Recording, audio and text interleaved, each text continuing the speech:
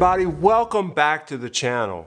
So you found a great location for the shot you want to do. The light's right, you've chosen the right time of day. Everything looks good, your model looks good, except the image just doesn't quite pop or grab the eye the way you expected it to.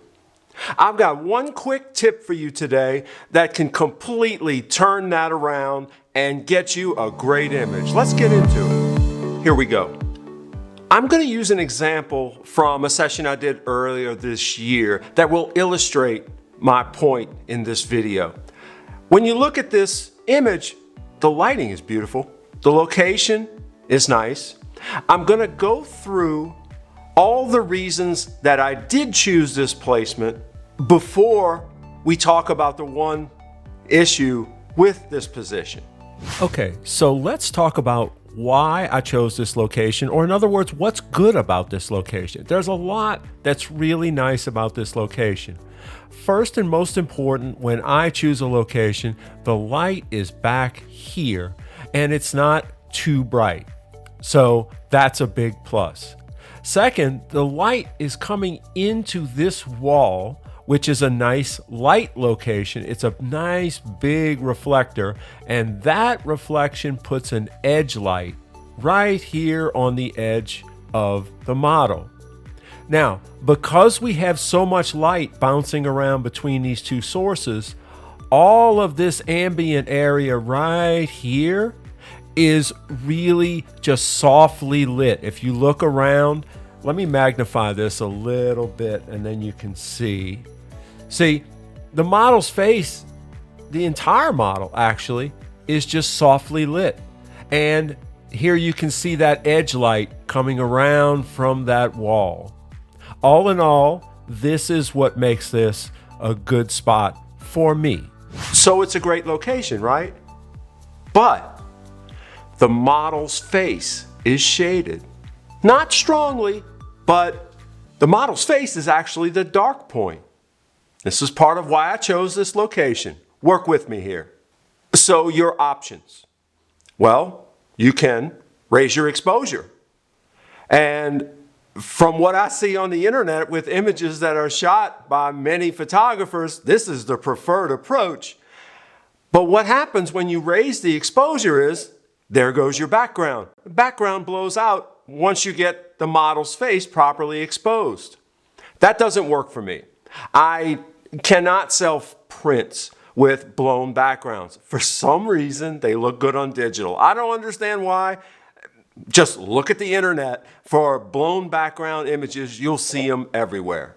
Your next option is to use a fill reflector. This is way better than cranking the exposure and blowing the background. But if you've ever used a fill reflector, you'll know that there's some challenges to doing it. So depending on how much sun you have, you might have to use a foil reflector or shiny reflector, shiny board, whatever you want to call it.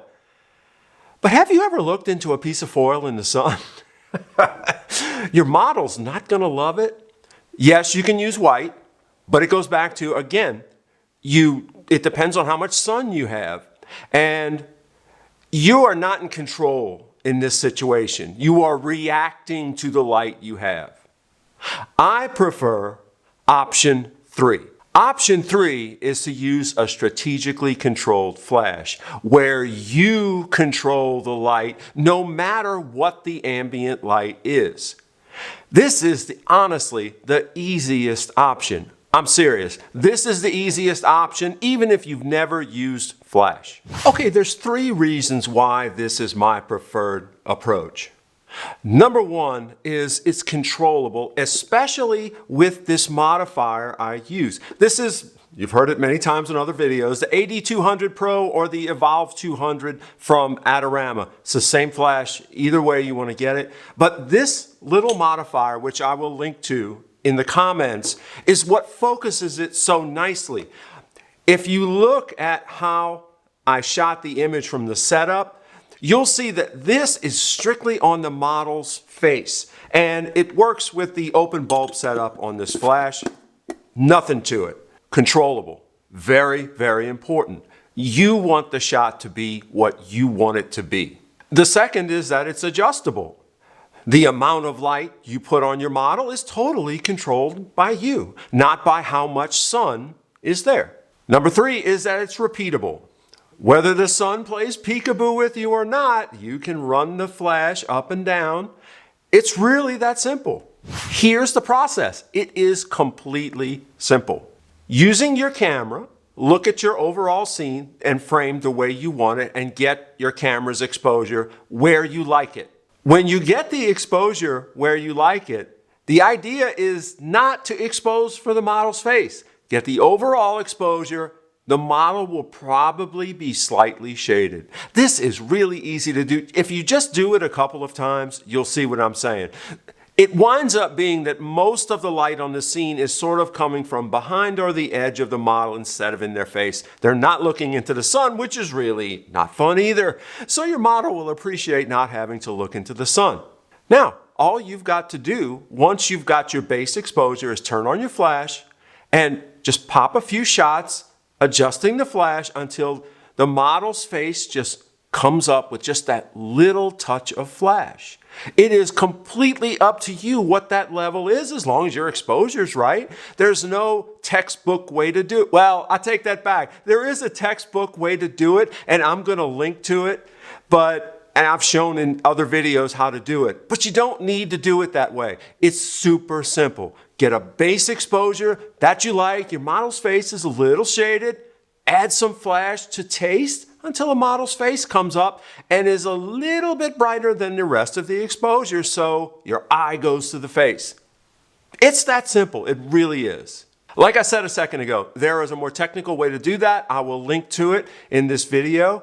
Hey, if you have got something out of this video, if you've enjoyed it, if you've learned something, I'd appreciate a like or a subscription. Thank you for that. Thank you for watching. Until the next video. Cheers.